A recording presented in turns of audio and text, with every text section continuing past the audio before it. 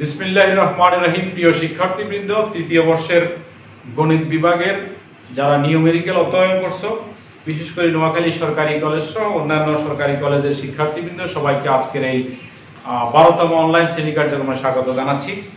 আজকে যেই চ্যাপ্টারটিতে আমরা ছিলাম সেখানে থাকতে হচ্ছে, কারণ চ্যাপ্টারটি অনেক বড়। আজকে আরেকটি নতুন পদ্ধতি নিয়ে তোমাদের সামনে আমি হাজির হয়েছি। সর্বশেষ ক্লাসে আমরা ম্যাট্রিক্সের অর্থাৎ সমীকরণ জোটের আমরা সমাধান সে অধ্যায় ছিলাম। আমরা সেখানে আমরা সর্বশেষ এলইউ ফ্যাক্টরাইজেশন মেথড নিয়ে আলাপ করছিলাম। এলইউ ফ্যাক্টরাইজেশন মেথড নিয়ে তোমাদের যথেষ্ট প্রশ্ন ছিল এবং অনেকের কাছে কঠিনও মনে হয়েছে। আসলে এটা একটু ভিন্ন কৌশল ছিল, সে কারণে তোমাদের জন্য একটু কঠিন মনে হতে পারে, তবে প্র্যাকটিস মেক্স ইভেন পারফেক্ট। তোমাদের ক্ষেত্রে এই পদ্ধতির ক্ষেত্রে এটা ভালোভাবে প্রযোজ্য হবে। তোমরা এটা বাসাতে কয়েকটা অঙ্ক করবে, এটা আসলে এত কঠিন কিছু না, এটা নতুন পদ্ধতির জন্য। সেখানে আমি যদি আরেকটু রিক্যাপ করে নিই, সেখানে আমি একটু বলছি। সেখানে আমরা এই ম্যাট্রিক্সটাকে আমরা কি করছি, দুইটা ভাগে বিভক্ত করছি।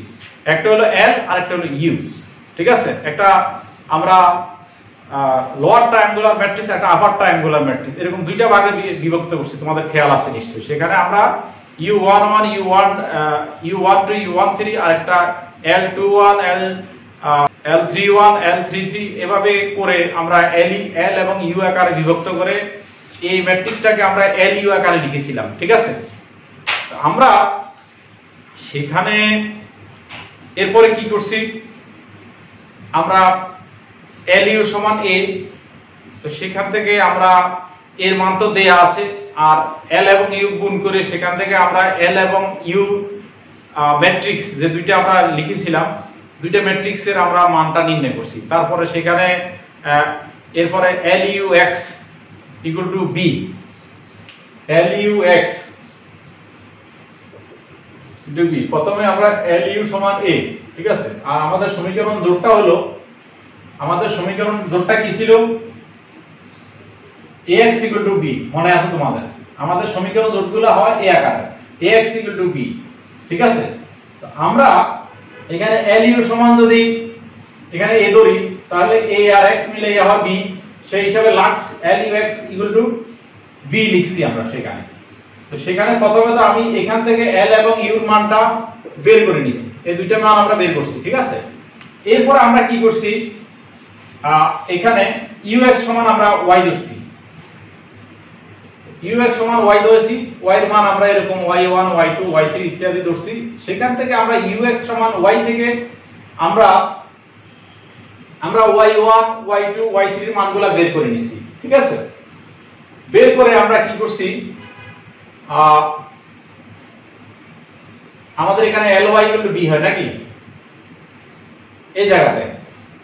আচ্ছা, এরপরে আমরা ly সমান b থেকে আমরা কি করলাম, আমরা x y z এই মানগুলো আমরা বের করে নিয়েছি, অর্থাৎ x এর মানটা আমরা বের করে নিয়েছি ওই জায়গা থেকে, x এর মানটা আমরা বের করে নিয়েছি। না, এখানে ux y ধরছি, তো ly b, b থেকে আমরা এখান থেকে y এর মানগুলো বের করছি, y1 y2 y3 এগুলা বের করছি। বের করে আমরা কি করছি, ওই ux যে y লিখছি, y এর মানগুলো তো আমরা এই জায়গাতে বের করছি, পরে এখানে আমরা y এর মানগুলো এখানে লিখছি এই জায়গায়, আর এখানে u এর মানগুলো তো আমরা আগে পূর্বে বের করে নিয়েছি, সেখানে x y z বসাইয়া আর y এর মানটা তো আগে বের করা আছে, এখান থেকে আমরা ইজিলি x y z এর মান বের করছি। এই হলো মোটামুটি পদ্ধতিটা। তোমরা আরো কয়েকটা অঙ্ক করে নিলে আশা করি বুঝবা। এরপর যদি না বুঝো, আমরা একসাথে ইনশাআল্লাহ একটা জুম ক্লাসে তোমাদের কি কি সমস্যা আছে আমরা সেটা দেখব। আমরা আজকে একটা নতুন পদ্ধতি, এটা হলো গাউস জ্যাকোবি মেথড নিয়ে আমরা তোমাদের সামনে আমাদের তথ্য উপস্থাপন করব। আজকে হলো আমরা Gauss Jacobi method, Gauss Jacobi মেথডের পরে আমরা ইনশাআল্লাহ গাউস সাইডেল মেথড, আমরা এখানে ইটারেশন পদ্ধতি বা পুনরাবৃত্তি পদ্ধতিতে আমরা এই সমাধানটা করব। একটা ভিন্ন ধরনের সিস্টেম। আজকে যে চ্যাপ্টারটা, এটা রৈখিক সমীকরণ জোটের সমাধান, তবে এই ক্ষেত্রে সমাধানগুলো আমরা পাবো আমরা পুনরাবৃত্তি পদ্ধতি প্রয়োগ করে, ঠিক আছে। আজকে আমরা পুনরাবৃত্তি পদ্ধতি, ইটারেশন মেথড, সেখান থেকে আমরা গাউস জ্যাকোবি মেথডটি আমরা অ্যাপ্লাই করব। কিভাবে আমরা একটা গাণিতিক সমস্যা সমাধান করব সেটি সমাধানটা ভালোভাবে বুঝবে এবং পদ্ধতিটাও এর মধ্যে নিহিত আছে, পদ্ধতিটাও এখান থেকে বুঝে যাবে। এটা সহজ না, ভিন্ন একটি পদ্ধতি, তবে একটু প্রসেসের কারণে একটু সময় লাগবে। একটা গাণিতিক প্রক্রিয়া প্রয়োগ করে আমাদেরকে এগোতে হবে। সহজ আছে, আগে আমরা গাউস জ্যাকোবিটা করি, পরীক্ষার জন্য ইম্পর্টেন্ট, এরপর গাউস সিডেলটা করব। দুইটা কাছাকাছি পদ্ধতি, একটু ভিন্নতর আছে। পরবর্তী ক্লাসে ইনশাআল্লাহ আমরা গাউস সিডেল সে পদ্ধতিটা আমরা করব। তারপরে আমরা আরেকটা চ্যাপ্টার করব, সেটা হলো আইগেন ভ্যালু, আইগেন ভেক্টর। সেটা নিয়ে আমাদের সব ক্লাসটা শেষ হয়ে যাবে। আশা করি আজকের ক্লাসের পর আর দুইটা ক্লাস করলে আমাদের এই কোর্সটি পরিপূর্ণভাবে নয় শুধু 180 to 200% আমাদের শেষ হবে। তোমাদের এখান থেকে 100% উত্তর করতে হবে, যেটা ভালো সেটা উত্তর করবে। বেস্ট সিলেকশনটা তোমরা সিলেক্ট করবে, কোনটা তোমরা পরীক্ষায় দিবে। আমি কিন্তু কোর্স যতটুকু তোমার পরীক্ষায়, কারণ তোমরা দেখছো যে পরীক্ষায় বড় প্রশ্ন 5টির উত্তর করতে হয়, পরীক্ষা দেয়া থাকে কয়টি? 8টি দেয়া থাকে। কেমন? তো 8টির মধ্যে 5টি উত্তর করতে, আমি 8টির আনসার যাতে করা যায় সেরকমই কোর্সটা ওভাবে আমি শেষ করতে যাচ্ছি। সুতরাং সেটা আমি বলতে পারি 180-200% আমি কোর্সটা শেষ করব। তোমরা এর থেকে বেস্ট 100% আনসার করবা, যাতে তুমি 100% আনসার করলে 100% নাম্বার পাইলে তুমি অবশ্যই মোর দেন A+ নাম্বার পাইবা। ঠিক আছে? তো আমার A+ দরকার, সে পর্যন্ত হলে আমি খুশি। তো আসো আমরা আজকের গাউস জ্যাকোবি মেথডটা আমরা শুরু করি। একটা সমস্যা আছে, সেই সমস্যাটি আমি উপস্থাপন করি, সেটি সমাধান তোমরা করবা। গাউস জ্যাকোবি পদ্ধতিতে নিচের রৈখিক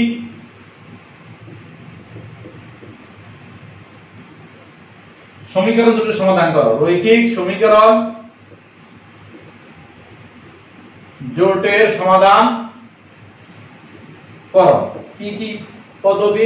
x + 17y - 2z = 48, 2x + 2y + 18z = 30, 30x - 2y + 3z = 48। এটাকে আমাদেরকে গাউস জ্যাকোবি পদ্ধতিতে সমাধান করতে হবে। ঠিক আছে? তো আমি সলিউশন শুরু করলাম।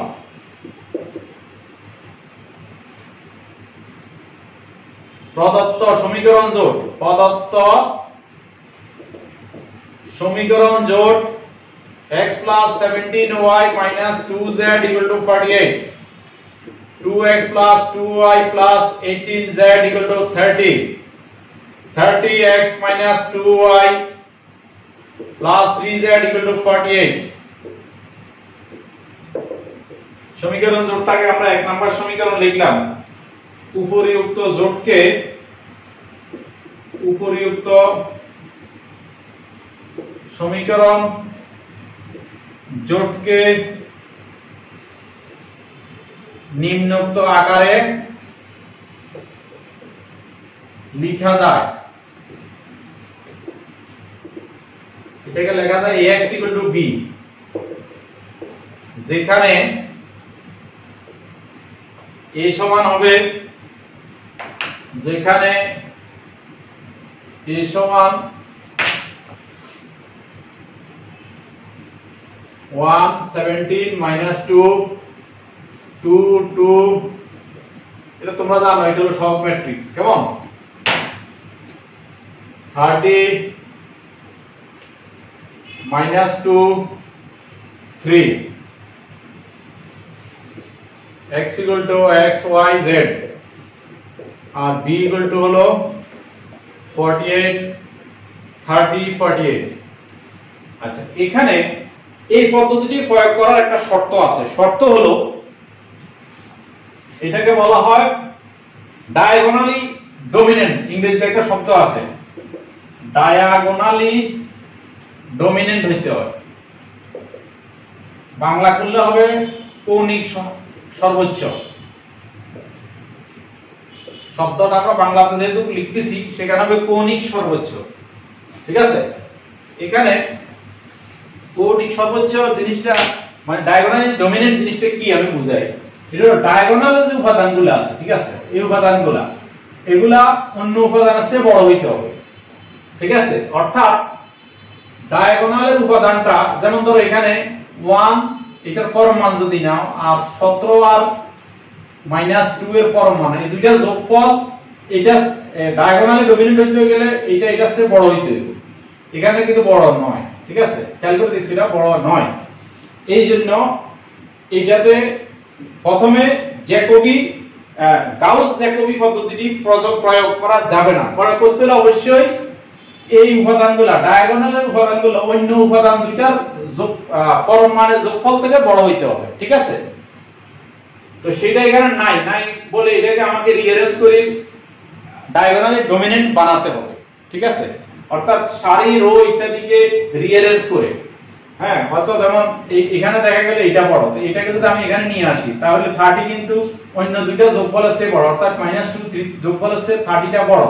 সেই ক্ষেত্রে তখন ডায়াগোনালি ডমিনেন্ট এটা হবে। আবার অনুরূপভাবে এটাকে যদি আমি রিঅ্যারেঞ্জ করতে পারি, এটাকে এখানে আনলাম, এটাকে মধ্যখানে আনলাম, সেক্ষেত্রে এটা যদি মধ্যখানে হয় তাহলে দেখো এখানে এই উপাদানগুলোর মধ্যে 17টা এই দুইটা যোগফলের চেয়ে বড় হবে, মানে পরম মানের যোগফল আছে। এখানেও 18 এই দুইটার পরম মানের যোগফল আছে বড় হবে, 18 এর পরম মান, ঠিক আছে। তো সেটা এটাকে যদি আমি এখানে আনি, এটাকে যদি উপরে নিই, এটাকে যদি মাঝে আনি, তাহলে কিন্তু এটাকে ডায়াগোনালি ডমিনেন্ট আমি বানাতে পারি, অর্থাৎ কৌণিক সর্বোচ্চ বানাতে পারি। সেই ক্ষেত্রে গাউস জ্যাকোবি পদ্ধতি প্রয়োগ করা যাবে। আর যদি কোনো অঙ্কে স্পষ্ট করতেছি, ভালোভাবে শুনো, কোনো অঙ্কে যদি প্রথমে যদি এটা ডায়াগোনালি ডমিনেন্ট থাকে তাহলে সরাসরি গাউস জ্যাকোবি পদ্ধতিটা প্রয়োগ করা যাবে। আর যদি সেটা না থাকে, আমাকে ডায়াগোনালি ডমিনেন্ট বানাতে হবে, বানাইয়া তারপরে গাউস জ্যাকোবি পদ্ধতিটি প্রয়োগ করতে হবে, ঠিক আছে। তারপরে আমি গাউস জ্যাকোবি পদ্ধতিটি কি সেটা দেখাবো। তাহলে আমরা কি বলতে পারি, এর সহগ ম্যাট্রিক্স এ জোটটির সহগ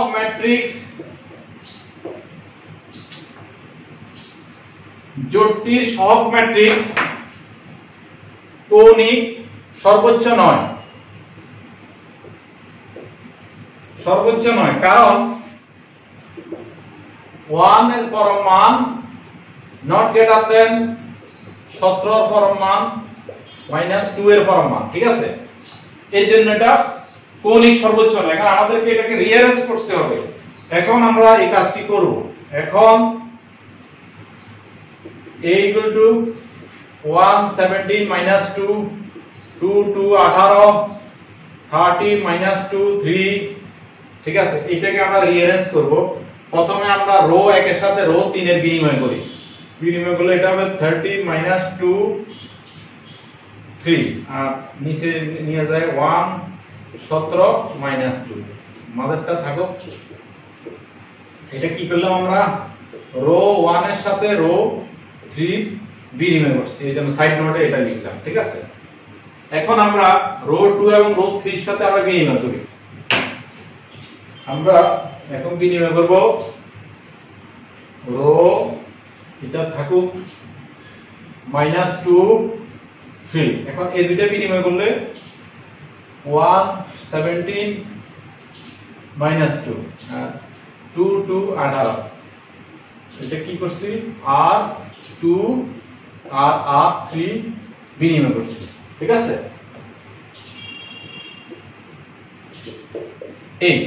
এটা এখন দেখো ডায়াগোনালি ডমিনেন্ট হয়ে গেছে, কারণ এই যে ডায়াগোনাল কর্ণের উপর যে উপাদানগুলো আছে, ভুক্তিগুলো আছে, দেখো 30 এই দুইটা যোগফলের চেয়ে বড়, 17 এই দুইটা যোগফলের চেয়ে বড়, আর 18 এই দুইটার পরম মানের যোগফলের চেয়ে বড়, ঠিক আছে।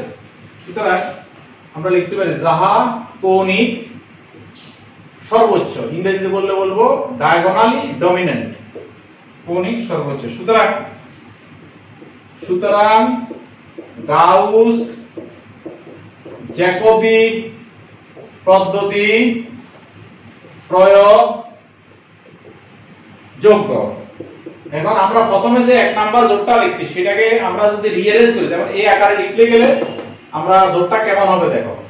তাহলে 1 নং জোটটিকে নিম্নোক্ত আকার লেখা যায়। আকারে লেখা যায়। তো জোটটির এখন অ্যারেঞ্জমেন্ট চেঞ্জ হয়েছে, তাহলে এটা হবে 30x - 2y 30x - 2y + 3z, এটার সাথে আগে যেটা ছিল b তে সেটা লিখব।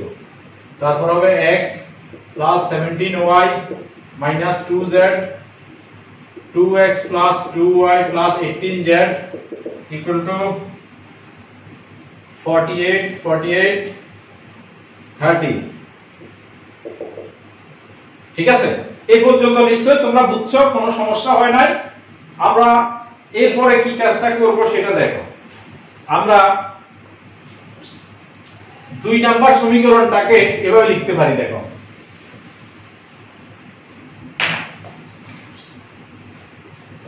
2 হতে পাই, এটাকে দেখো আমরা এটা x এর মান বের করতে পারি, এখান থেকে x এর মান বের করব, এখান থেকে y এর মান, এখান থেকে z এর মান বের করব।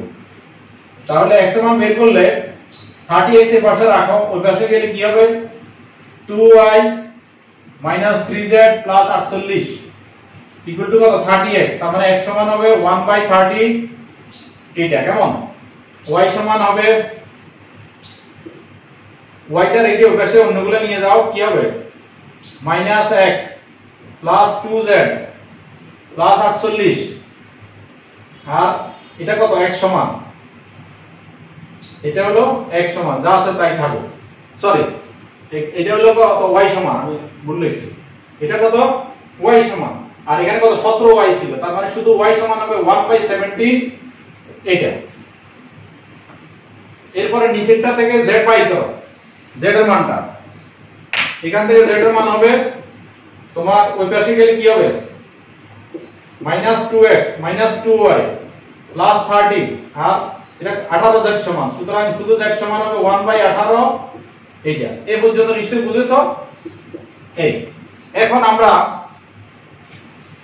এই জ্যাকোবি পদ্ধতি শুরু হচ্ছে, ঠিক আছে, এই শুরু হয়ে গেল, x y z এর মান বের করছি। এখন গাউস জ্যাকোবি পদ্ধতি কি করতে হবে, x y z এগুলার একটা আদি মান ধরে নিতে হবে, এটা আদি মান ধরে নিতে হবে, ঠিক আছে। আমরা ধরে নিলাম যে এটা 0 থেকে শুরু করতে হবে, তা আমরা এইগুলোর আদি মানটা ধরে নিব। এখন মনে করি x y z এর আদি মান, মনে করি x y z এর আদি মান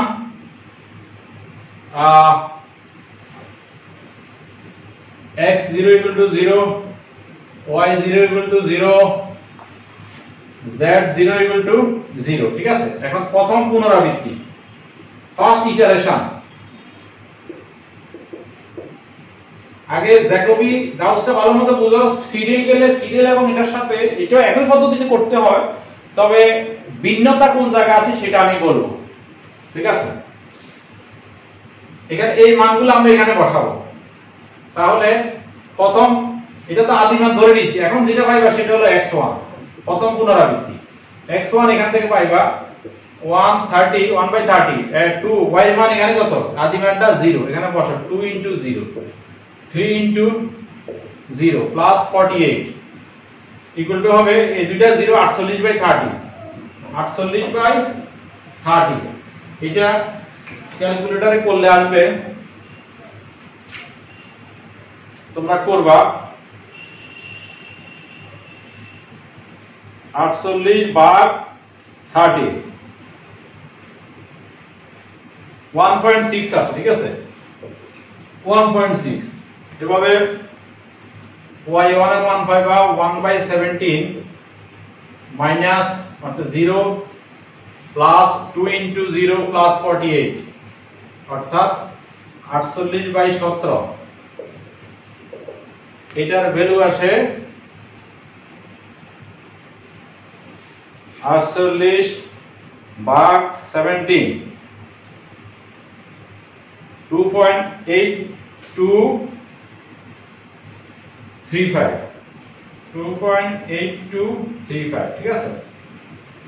এরপর আসবে z এর প্রথম আদি মান আসবে -2 * 0 - 2 * 0 প্লাস 30 অর্থাৎ 30/18 30/18 আমরা করে দেখি কত আসে। 30 divided by 18 1.6666 এই ভ্যালুগুলো আসে। এখন দ্বিতীয় পুনরাবৃত্তি পদ্ধতিটা আমরা বের করব। দ্বিতীয় পুনরাবৃত্তি সেকেন্ড ইটারেশন, এটা হবে x2 y2 z2, ঠিক আছে। এই যে 1/30 2 ইনটু x এর আদি মানটা 2 গুণ 2.8235, ঠিক আছে। 2.8235 মাইনাস 3 ইনটু 1 3 গুণ 1.666 প্লাস 48, ক্যালকুলেশন করলে আসে 1.6216। ক্যালকুলেটর দিয়ে করব, আমি ক্যালকুলেটরে করেই লিখছি, এখন সময় খবর না করে আমি আমার করে যে রেজাল্ট আসছে আমি সেটা দেখাচ্ছি, ঠিক আছে। ক্যালকুলেটরে সহজ ক্যালকুলেশন তোমরা করতে পারবা। এরপরটা হলো তোমার 1/17 মাইনাস 1.6 2 ইনটু 1.666 48, ক্যালকুলেশন করলে আসে 2.9255। এরপরে 1/18 minus 2 into 1.6 minus 2 into 2.8235 plus 30 equal to আসবে 1.1752, ঠিক আছে। এই কাজটা আমাদের করতে হবে যতক্ষণ পর্যন্ত এরকম এই x2 যেমন এবং x3 যদি এরপরটা যদি এটার কাছাকাছি রেজাল্ট আসে তাহলে আমাদের রেজাল্টটা শেষ হবে। পরপর দুইটা x এর বা পরপর দুইটা y এর পরপর দুইটা z এর মান, এই তিনটার মান পরপর দুইটা ইটারেশনে যদি সমান হয়ে যায় বা কাছাকাছি হয় সেক্ষেত্রে আমাদের ইটারেশনটা বন্ধ করতে হবে। তো আমি আগে বলে রাখি এই অঙ্কটি আমি করছি, তো এটা আমাদের সপ্তম বারে যাইয়া সপ্তম ইটারেশনে যাই আমাদের শেষ হয়েছে। x3 1/30 y3 1/17 z3 1/18 2 into 2.9255 এই যে বেরোটা y এর মান, তার মাইনাস 3 into 1.1752 কেমন।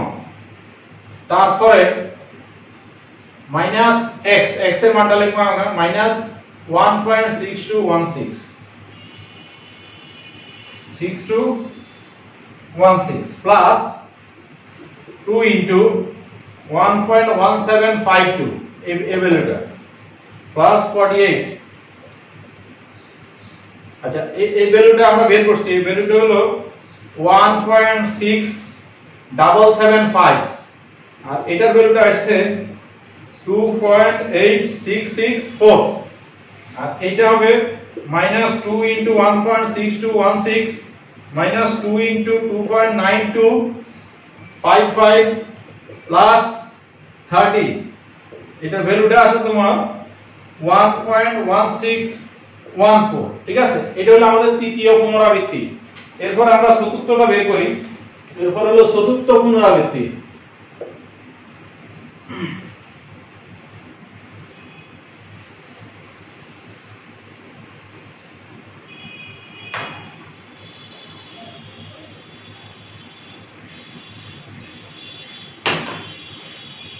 x4 y4 z4 2 into 2.8664 minus 1.1614 plus 48, এটা করলে আসে 1.675।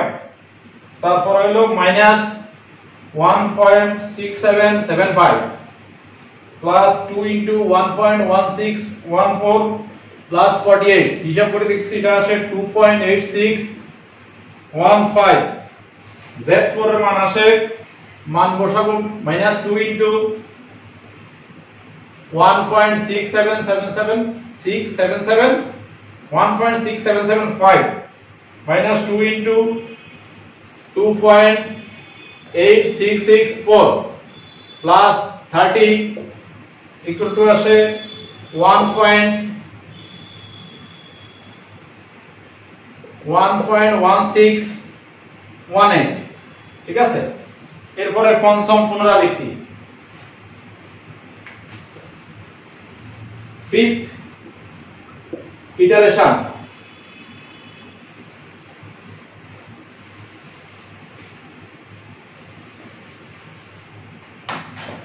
fifth iteration এ আসবে x5 y5 z5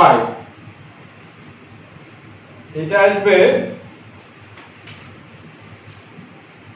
2x হলে সরি 2y 2 into 2.8615 তারপরে হলো minus 3z 3 into 1.1618 plus 48 equal to আসবে 1.6746 1.6746 তারপর y5 এর মানের জন্য minus x 1.675 plus 2 into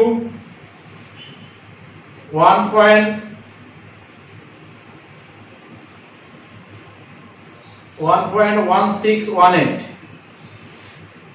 plus 48 calculation করলে আসে 2.8617 তারপরে z5 এর মানের জন্য minus 2 into 1.675 minus 2 into 2.8615 plus 30 এটার ভ্যালুটা আসে 1.1626 ঠিক আছে। এই দুইটা ভ্যালু এখন তুলনা করে দেখো x4 আর x5 এর মান কাছাকাছি আর একটু করা লাগবে, একবার কাছাকাছি হয়ে যাবে।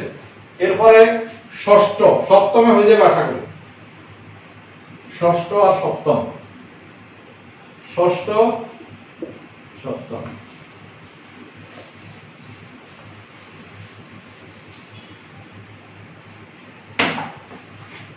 x to the power মানে x6 y6 z6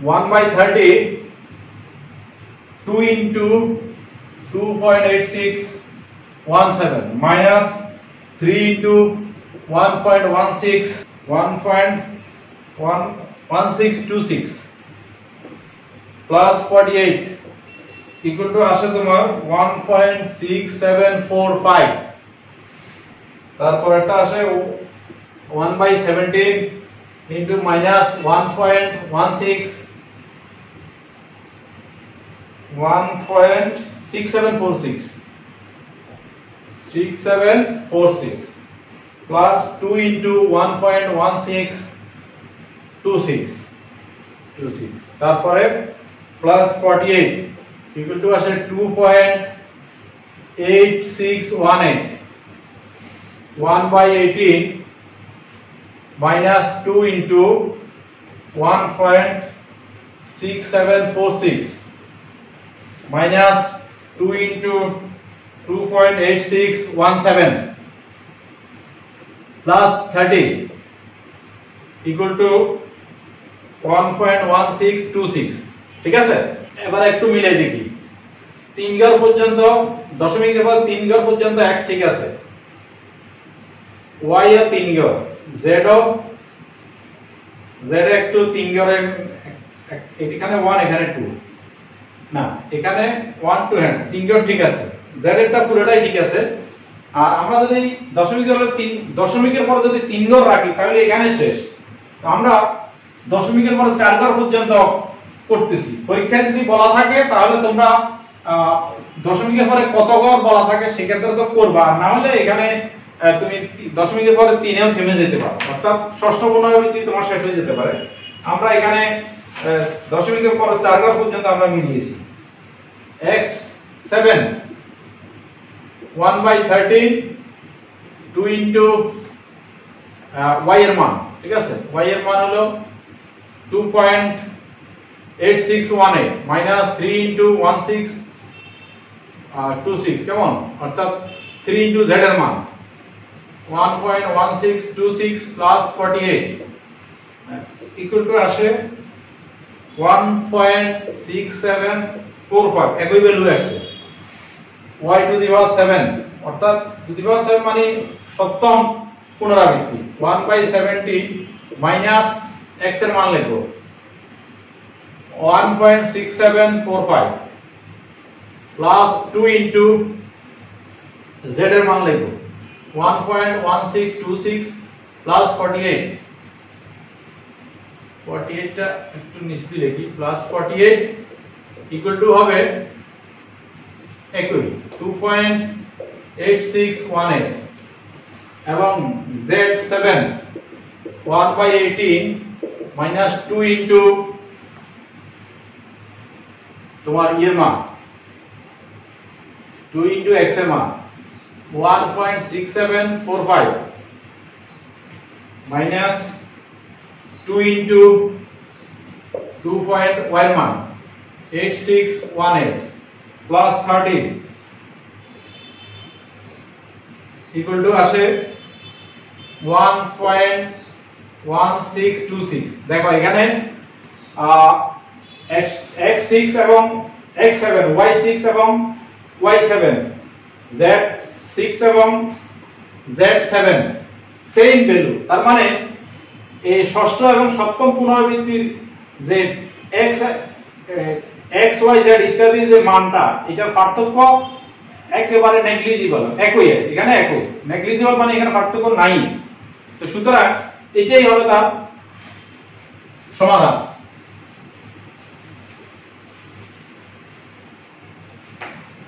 এখানে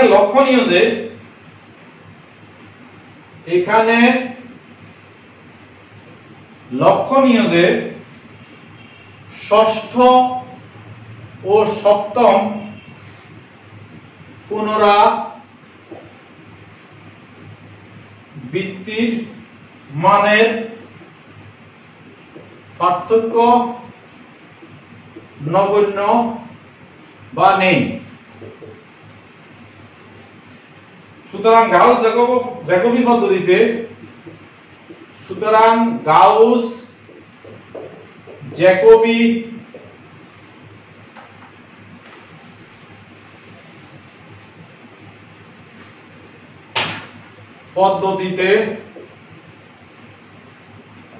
প্রদত্ত জোড়টির সমাধান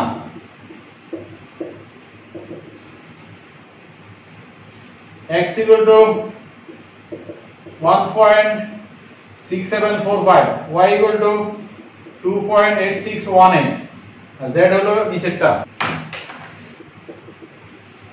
z টা মুছে ফেলছি 1.1626, এটাই তোমার आंसर।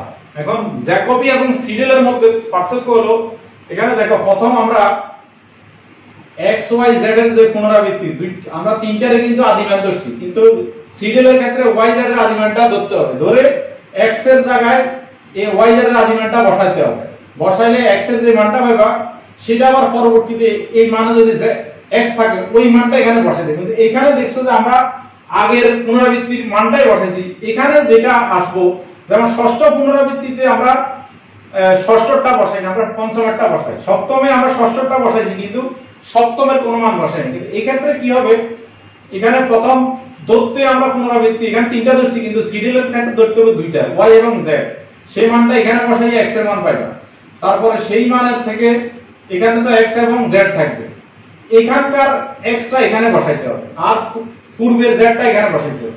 এই জায়গাটা তুমি কি পাইবা, x এবং y, এটা ঠিক এই দুই x এবং y এখানে বসাইতে হবে। এভাবে সিডেলটা করতে হবে। আমরা পরবর্তী ক্লাসে ইনশাআল্লাহ আমরা জ্যাকোবি সিডেল পদ্ধতিটা, গাউস সিডেল পদ্ধতিটা আমরা করব ইনশাআল্লাহ। আজকে যে পদ্ধতিটি আমরা করিয়েছিলাম এটা পরীক্ষার জন্য অবশ্যই ইম্পর্টেন্ট। তোমরা ভালোভাবে এটা বুঝবে, প্রথমে বুঝার পরে তোমরা পরবর্তী তোমাদের যে এ ধরনের যে আরো বইতে অঙ্ক আছে, তোমরা কয়েকটা অঙ্ক করবে, করলে আশা করি ভালোভাবে বুঝবে। এটা সহজ একটি পদ্ধতি, পরীক্ষাতে কিন্তু আসে, ঠিক আছে? তো এটা ভালোভাবে বুঝবে। আগামী ক্লাসে আমরা সেই পদ্ধতিটি যেটি সম্পর্কে এতক্ষণ বললাম সেটা নিয়ে আলাপ করবো। দুইটা কাছাকাছি, সেটাও পুনরাবৃত্তি পদ্ধতি করবে, সামান্য একটু পার্থক্য ছাড়া দুইটা প্রায় কাছাকাছি পদ্ধতি, দুইটাই পরীক্ষার জন্য ইম্পর্টেন্ট। আজকে এতক্ষণ ধৈর্য ধরে আমার ক্লাসটি তোমরা দেখেছো, সেই জন্য তোমাদেরকে ধন্যবাদ জানাচ্ছি। তোমরা সবাই ভালো থাকবে, তোমরা স্বাস্থ্যবিধি মেনে গৃহে অবস্থান করবে। পরবর্তী ক্লাস দেখার আহ্বান জানিয়ে আজকের ক্লাস এখানে শেষ করছি। আল্লাহ হাফেজ।